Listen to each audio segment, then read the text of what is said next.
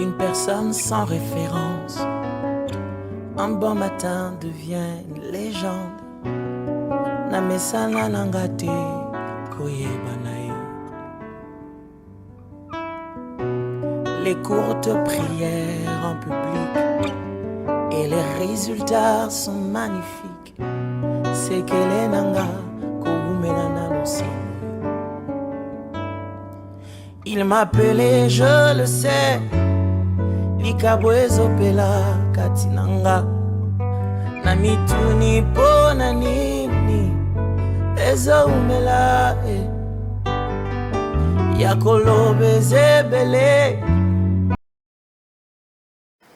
Nous vous saluons chez vous au nom de notre Seigneur Jésus-Christ, celui qui est mort pour nous à la croix, celui qui nous a accordé le salut. Nous sommes encore dans la joie de vous retrouver dans ces numéros de temps d'édification avec votre structure ATK Édification. Dieu va continuer de nous faire encore du bien alors que nous nous sommes rapprochés de lui, et je crois que quelqu'un sera édifié, beaucoup édifié par ces messages que nous allons apporter.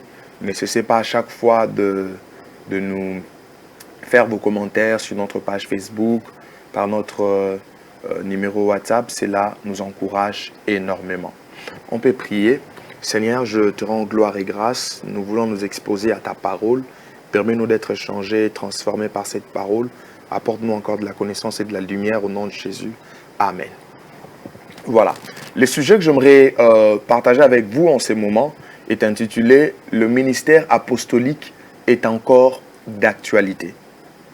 Le ministère apostolique ou le ministère d'apôtre, le ministère des apôtres est encore d'actualité. Alors, d'entrée de jeu, j'aimerais que nous puissions lire deux passages de la Bible, ce qui nous permettra d'aller un peu plus loin en comprenant d'abord ce que c'est un apôtre. Lisons le passage de Éphésiens chapitre 2, le verset 20. La Bible dit ceci.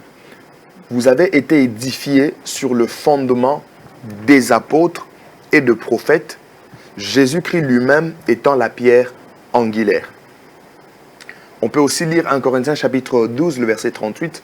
C'est un passage que j'aime beaucoup.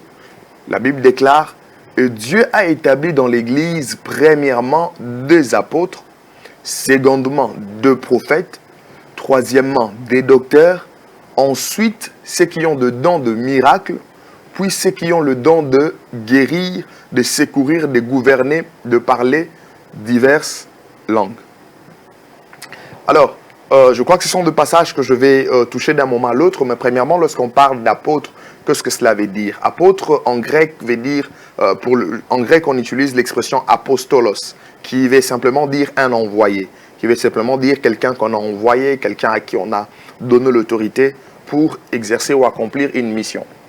Mais il faudra aussi savoir que l'apôtre est l'un de 5 dons de Christ à l'Église. Parce que lorsque vous lisez Éphésiens chapitre 4 à partir du verset 11, la Bible parle clairement que Jésus étant monté, il a fait des dons aux hommes. Il a fait des dons des uns des apôtres, des autres de prophètes, des évangélistes, de pasteurs et des docteurs. Ce que nous appelons communément le 5 ministères. L'apôtre fait partie de ces 5 dons de Christ. Et particulièrement un apôtre est celui qui est envoyé avec l'autorité d'établir des églises par une fondation solide de la parole de Dieu. J'insiste, par une fondation solide de la parole de Dieu. Un apôtre est celui qui fortifie les églises existantes par des doctrines de fondation et par des enseignements pratiques venant de la parole de Dieu.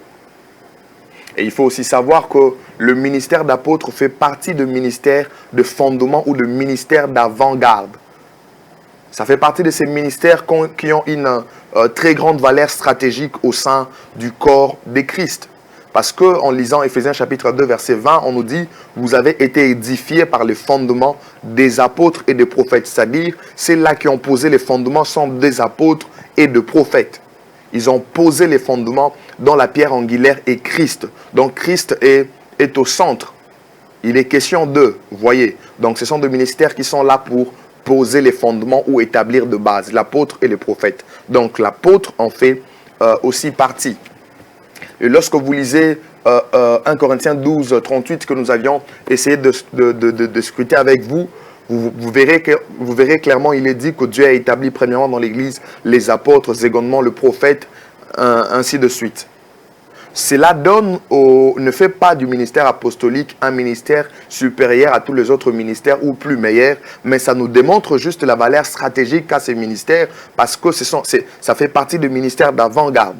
Donc c'est un ministère d'une très grande importance. Et il faudrait aussi savoir que le ministère apostolique ou le ministère d'apôtre travaille vraiment en étroite collaboration avec le prophète. Vous pouvez même le constater lorsqu'il est question du début de l'Église, lorsqu'il est question de l'Église primitive, vous allez le voir. Parce que, à vrai dire, le prophète a la partie révélationnelle, la partie de la vision, alors que l'apôtre sait comment structurer, établir cette vision et permettre à l'Église de vivre ces choses que le Seigneur a permis à ceux-là qui sont capables de capter la vision, de pouvoir le faire. Donc c'est vraiment deux ministères qui travaillent, ou deux dons de Christ qui travaillent ensemble. Ça, c'est très capital. Alors, essayons quand même de dire quelque chose sur l'historique de ces ministères. Parce que lorsqu'il est question des apôtres, c'est une expression que nous retrouvons généralement dans le Nouveau Testament. Alors, quand est-ce qu'on a commencé à parler des apôtres? Dans l'historique, vous comprendrez que c'est le premier... les premiers apôtres firent le 12 que Jésus avait choisi, ce qu'on appelle... on a l'habitude de les appeler les 12 disciples de Jésus. Quoique Jésus en avait plusieurs, mais ceux qui étaient vraiment très très proches de lui, c'était ces 12-là. Vous voyez? Donc, ils étaient les premiers à être appelés des apôtres. Et d'ailleurs, lorsque vous lisez Apocalypse chapitre 21, verset 14, en parlant d'eux, on utilise l'expression « les apôtres de l'agneau ». Selon qu'il est dit, la muraille de la ville avait 12 fondements et sur le 12 noms de 12 apôtres de l'agneau. On fait allusion aux 12 que Christ avait choisis. Donc, nous comprenons que ces 12 ont été les premiers à poser la fondation de l'Église. Ces 12 ont été les premiers à poser la fondation de l'Église. Ils ont eu un rôle un peu très particulier parce qu'aujourd'hui, nous trouvons déjà cette fondation, nous trouvons déjà cette base sur laquelle nous devons continuer à bâtir de la même manière afin de ne pas apporter autre chose ou ne pas apporter le fait étranger. Alors, il y a une question qui se pose. Mais en parlant du ministère des apôtres, oui, il y avait les 12 apôtres qui ont travaillé pour l'établissement de l'Église et autres. Est-ce qu'en cette période, y a-t-il encore des apôtres? Est-ce qu'en cette période de l'Église, cette période dans laquelle nous sommes, y a-t-il encore des apôtres? Parce qu'il y a même des gens qui croient que le ministère des apôtres a déjà cessé. Le ministère des apôtres n'existe plus au sein de l'Église. En réfléchissant sur cette conception, est-ce qu'on peut vraiment dire que c'est vrai? C'est la parole de Dieu qui peut répondre à cette question. Déjà, quand vous analysez un peu la parole de Dieu, vous vous rendrez compte que cette conception est erronée. Disons qu'il n'y a plus les apôtres. Disons que les apôtres ne sont plus nécessaires. Non, les apôtres sont encore nécessaires jusqu'à ce jour. Et les apôtres sont toujours suscités par Jésus jusqu'à ce jour. La preuve, lorsqu'on parle des apôtres, je l'ai dit au début que ça fait partie des 5 dons de Christ ou de ce que nous appelons le 5 ministères qui travaillent pour le perfectionnement de l'Église, pour le perfectionnement des saints en vue de l'œuvre du ministère. Parce que pour la maturité, pour que l'Église puisse atteindre la stature parfaite de Christ, il faudrait que toutes ces onctions puissent travailler, y compris le ministère de l'apôtre. Alors, jusqu'à ce jour, l'Église est encore là. L'Église a besoin d'atteindre la stature parfaite de Christ. Nous ne voyons pas la raison pour laquelle Dieu cesserait de susciter des apôtres en cette période. Parce que ça fait partie de ces 5 ministères qui doivent travailler pour le perfectionnement des saints. Mais une autre preuve, c'est que même après le 12, on a eu d'autres apôtres. Après le 12, il y a eu d'autres apôtres qui ont été suscités par Jésus. Il y a eu l'apôtre Paul qui a été suscité après le 12. Il y a eu l'apôtre Paul. On peut même parler de Barnabas. On peut même parler de Barnabas aussi, quoiqu'il était d'abord question de lui comme faisant partie du groupe qui était Antioche de prophètes et de docteurs. Il y a même de ceux qui croient, qui pensent que Jude était apôtre. Et même Jacques, le frère de Jésus. pas le Jacques du départ, mais Jacques, le frère de Jésus, celui qui est l'auteur du livre de Jacques. Mais néanmoins, qu'à cela ne tienne, quoi que ce qu'on peut penser, mais j'aimerais vous dire que jusqu'à ces jours, ou après le 12, il y a eu d'autres apôtres. Et l'apôtre Paul en est l'exemple. Et cela nous renvoie à dire que jusqu'à ce jour, Dieu continue à susciter des apôtres. Le ministère apostolique est une grande bénédiction pour l'Église. Une très grande bénédiction pour l'Église à cause de sa touche et à cause de sa particularité au sein du corps de Christ. Alors, est-ce qu'on devient apôtre parce qu'on a ouvert une église ou parce qu'on a ouvert des églises?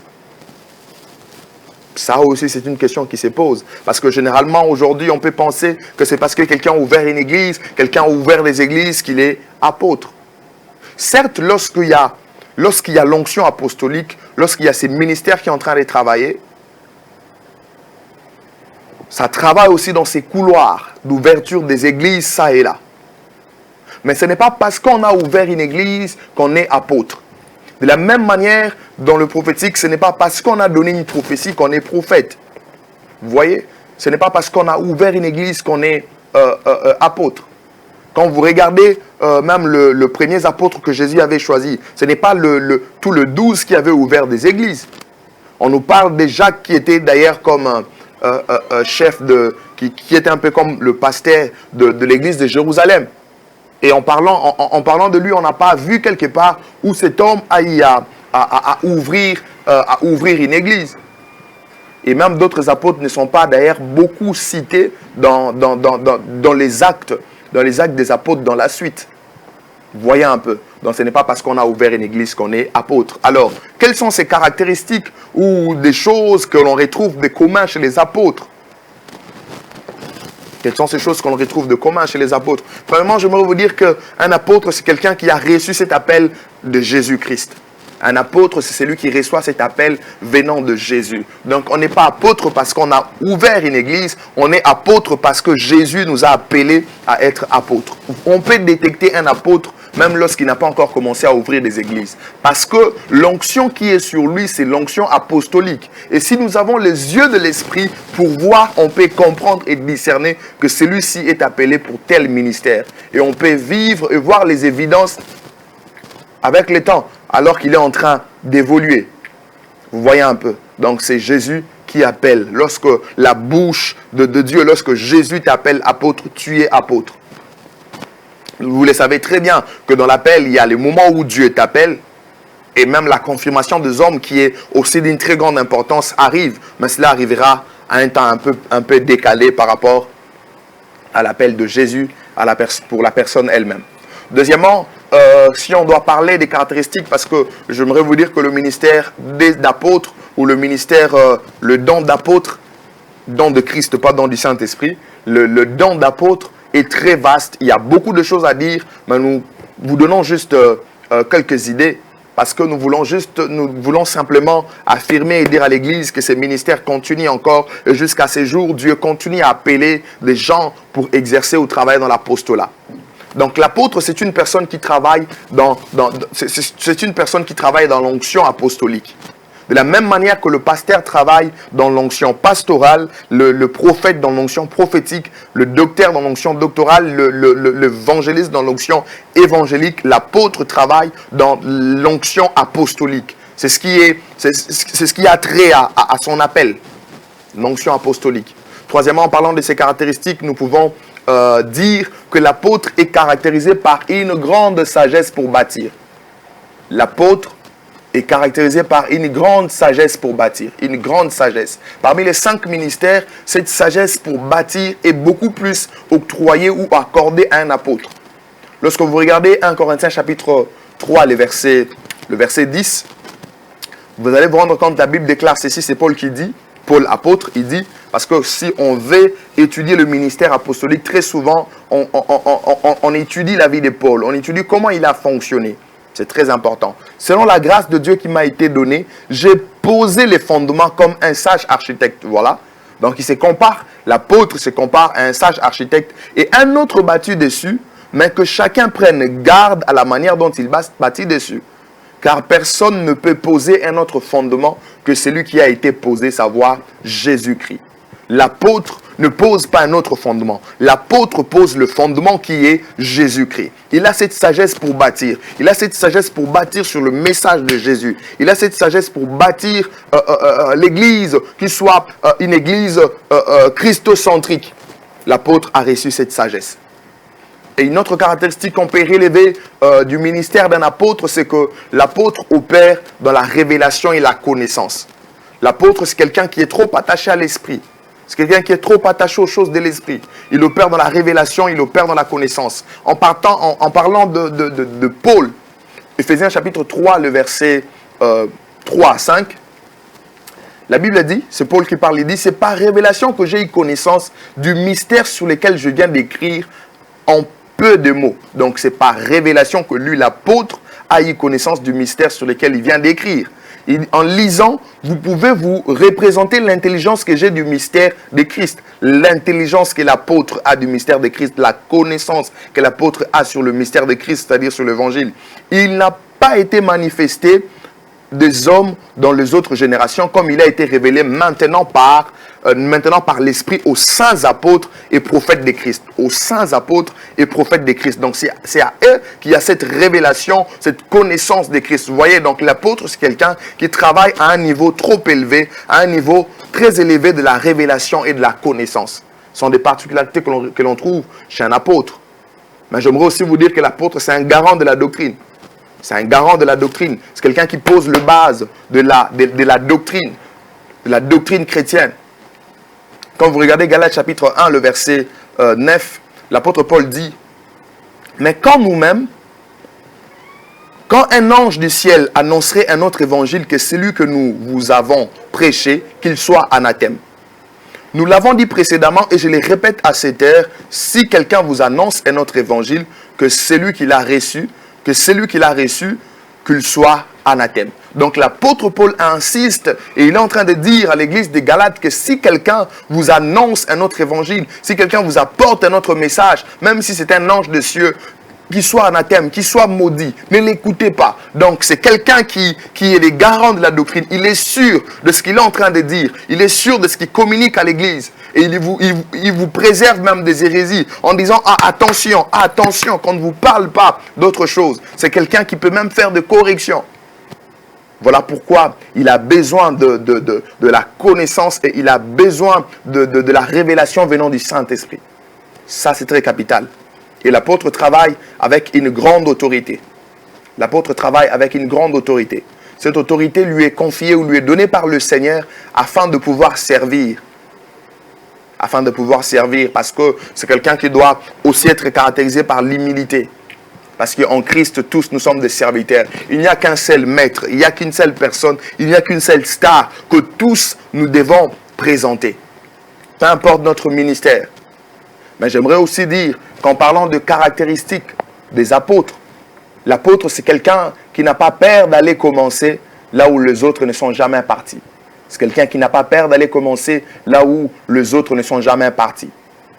Ça, c'est lié à cette onction qui l'accompagne même dans des ouvertures des églises pour poser des fondements, pour commencer, pour établir, aider les gens à commencer une nouvelle vie, coloniser des pensées afin d'amener la pensée du royaume, afin de faire asseoir la pensée de Dieu, la structure de ce que Dieu veut pour une nation, de ce que Dieu veut pour un peuple, de ce que Dieu veut pour l'église.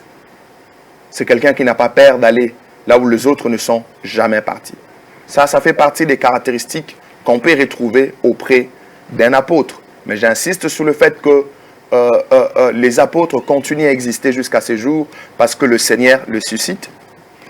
Le Seigneur continue à les appeler et ce ministère est une très grande bénédiction pour l'Église. Une très grande bénédiction pour l'Église. Je prie que Dieu suscite encore de gens, des apôtres qui vont travailler fortement dans cette dimension, de hommes, de personnes qui vont travailler fortement dans cette autorité. Je crois que c'est pour la bénédiction de l'Église, corps dit Christ. Que Dieu vous bénisse énormément, vous qui nous aviez suivis, et que sa grâce puisse être votre partage. Merci.